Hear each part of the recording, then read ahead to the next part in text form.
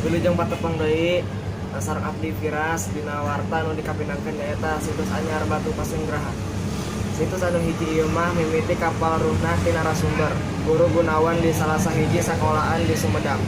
Kitu nurutkeun tim penulis nu dipupuhuan ku Profesor Dr. Nina Herlina Lubis, Ketua NSI Jabar.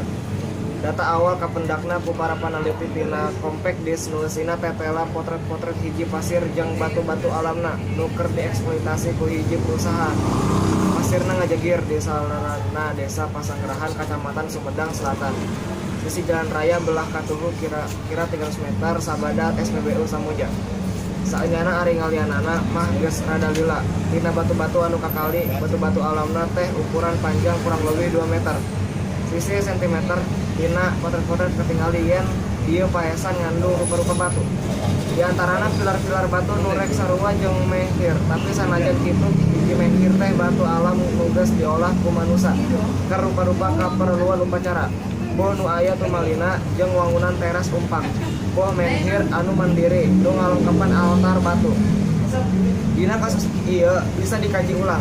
Nah di tempat ieu teh aya situs nu corakna megalistik jeung sejen jeung batu-batu nu susunana sarua jeung batu-batu alam. Turta salila ieu dikaramatkeun ku rakyat sabudeurna.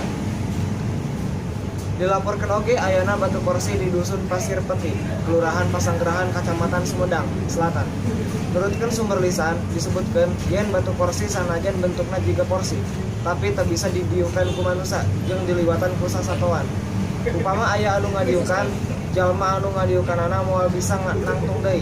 Kitu deui sasatoan nu ngaliwat ka luhurna bakal labuh.